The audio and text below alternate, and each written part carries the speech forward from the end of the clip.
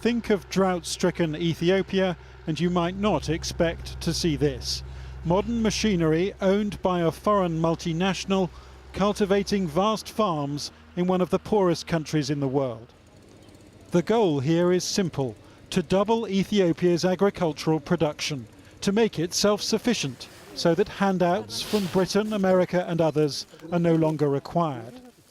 Vinay Shekhar is one of globalization's new foot soldiers. He's a farm manager from India, running an estate in Ethiopia. In our map, allotted map, it is there. Entire land is there. It's a huge land.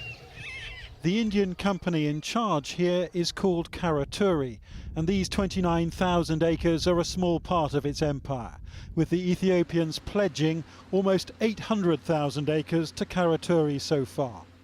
Ethiopia's land is owned by its post-communist government, and that land can't feed its people. Farming methods are medieval, with the land parcelled up among millions of small-scale tenant farmers. So now the country's agriculture minister is giving foreign companies like Karaturi cheap leases to revolutionise food production. We give land because we could not be able to produce on that land, because of lack of capital and lack of technology in those areas. Therefore, that's the reason why. They open a huge opportunity for employment and, of course, generation of taxes and other financial gains. But Ethiopia's agrarian revolution is coming at a price. Gemetchu Garbaba talks not of gain but of loss. He's pointing to Karaturi farmland, which he says the government took from him to give to the Indians instead. When they first came, they told us an investor was coming and we would develop the land alongside one another. They didn't say the land would be taken away from us entirely. I don't understand why the government took the land. Mr. Garbaba now grows maize on land nearby, which he sublets each year from a neighbour. It's precarious, he says. He could lose his tenancy at any moment. And at the family home, his wife complains that the cattle have almost nowhere to graze because their old fields have gone. Since the land was taken away from us, we're impoverished. Nothing has gone right since these investors came. Next door, Karaturi is beginning to work agricultural wonders. It runs the farm under a 50-year lease and says it will sell most of its produce inside Ethiopia itself. With their Indian manager watching them, these women say they're grateful to have a job, earning just under 50 pence each per day.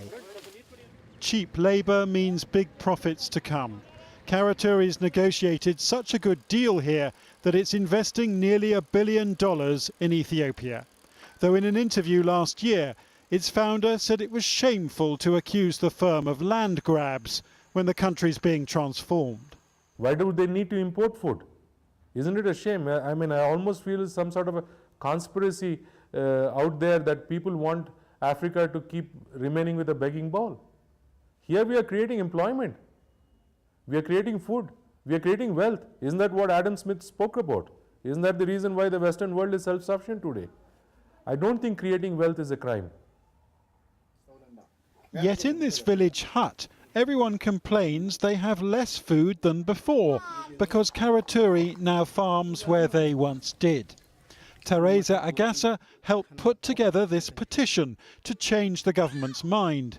And when that didn't work, he took a job as a security guard for Karaturi for 45 pence a day. We wish we could eat 3 times a day. I know my children want this, but I cannot provide that. We live and survive only if we have land, and we would rather have our land back. Ethiopia's agriculture minister claims there's no conflict with local communities and no need to provide compensation. But people here speak bitterly of forced evictions, and this is just a snapshot of a story now playing out all over Africa, as multinationals strike land deals with governments desperate for investment. The risk is colonial-style plantations and local people swept aside in a world badly in need of more food costing less.